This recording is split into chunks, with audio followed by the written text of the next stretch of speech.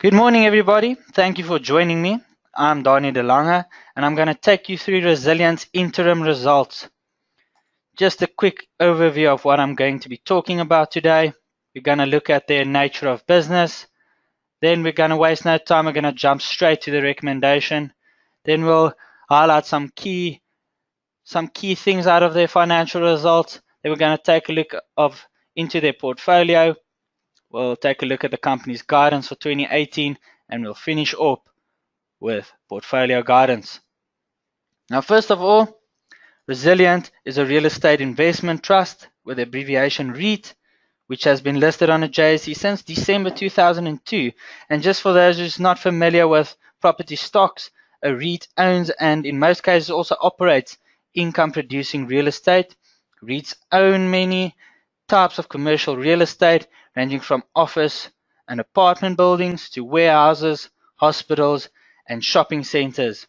In Resilience's case, it owns a portfolio of dominant regional malls and shopping centers tenanted predominantly by national retailers. Most of Resilience properties are situated in non-metropolitan areas. Resilient also owns a portfolio of listed property securities.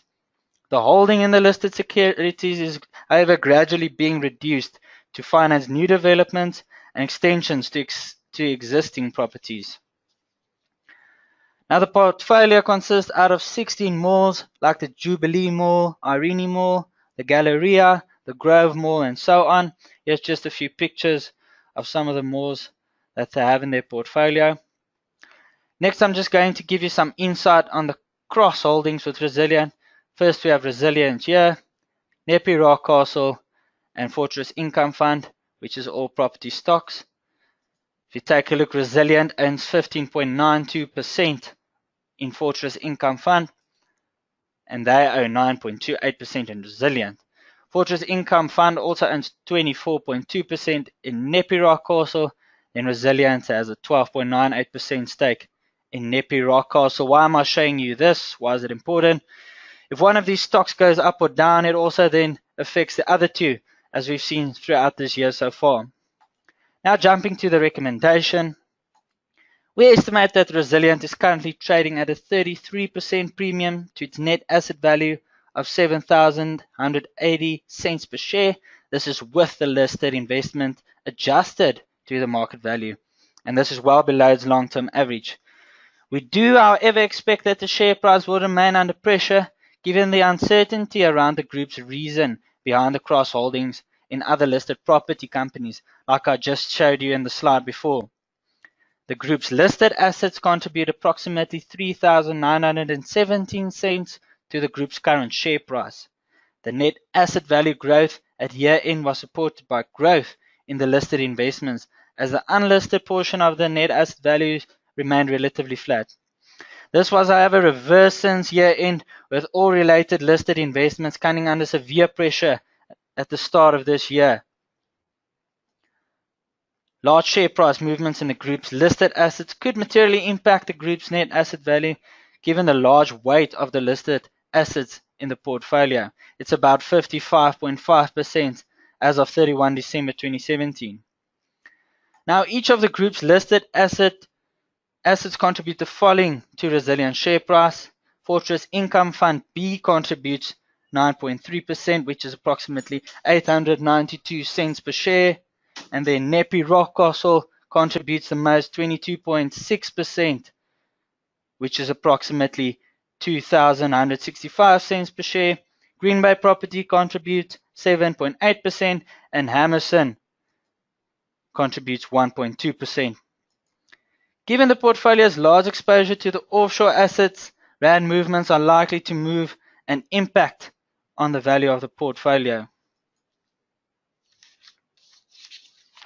Next, Resilience focuses on the upgrading and redevelopment of its asset base, and this could help support its performance in an increasingly competitive market. However, Resilience direct property portfolio not that diversified across sectors, with a portfolio consisting mainly out of the retail assets, and this could pose a risk for the group, given the challenging trading conditions that there is in the retail sector. Management did indicate a 13% dividend growth for the financial year of 2018 and a 12% growth in the financial year of 2019, which is at the high end of the sector average, but the share is underpinned by a dividend yield of 6.3%, which is below the sector average. Now we're going to look at the main highlights of the results. Firstly, net rental revenue was up by 14.8% to 846 million rand. The gross property expense ratio declined marginally to 36.1%, while the net property expense ratio increased to 18.5%. 2016 it was at 16.9%. The group declared dividends of 306.46 cents per share. This is up by 13.4% from the prior period. Resilience loan to value, the abbreviation LTV ratio, improved to 20.1%. In 2016 it was 23.8%. However, on the release date of the group's results, the LTV actually increased to 22.5%. The updated LTV was based on current market prices with no adjustment made to the value of investment property. Now, what does their portfolio consist out of? If you take a look at this chart, it just shows you that how much the direct assets of each country contributes to the portfolio based on their value. So firstly, South Africa, the direct assets contributes 40.1% to the portfolio based on value. Portugal, not a big contribution, 3.2% to the portfolio. Nigeria has direct assets that contribute only 1.2% to the portfolio based on value. And then their listed portfolio contributes more than half, 55.5% to the portfolio based on value. Now we're going to look into more detail of South Africa. The group South African portfolio accounts for the majority of the portfolio's rental revenue. It's about 95%. And resilient South African malls experienced retail sales growth of 5.3%. And this was mainly on the back of strong sales driven by the Black Friday promotions. Limpopo is the group's largest South African region based on value, and it achieved sales growth of 4.9%. Then KwaZulu-Natal achieved retail sales growth of 10.5%. This was mainly on the back of the strong performance of Boardwalk in Ngwazi Mall and the Galleria.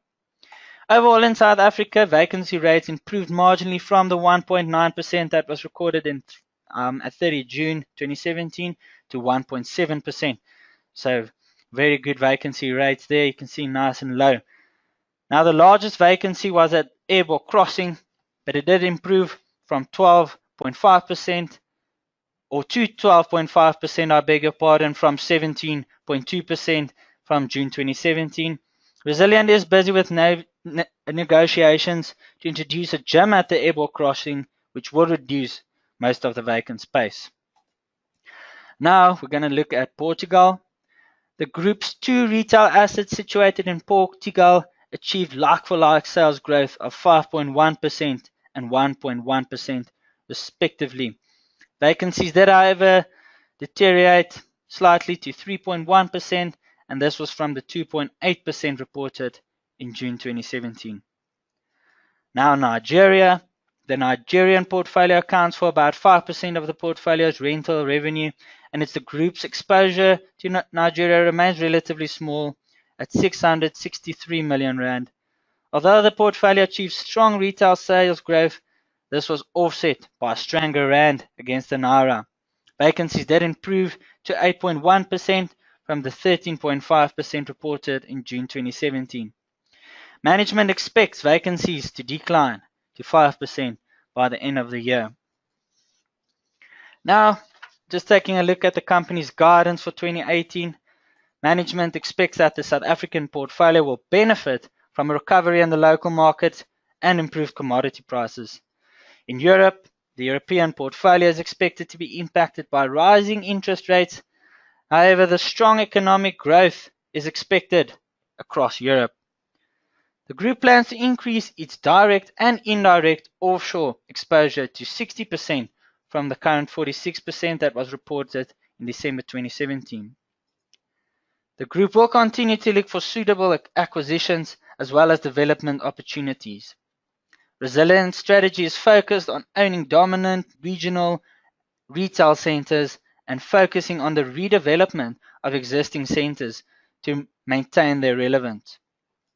The adoption of online shopping, the volatile political and economic environment, as well as competitive international markets have been highlighted as challenges for the group.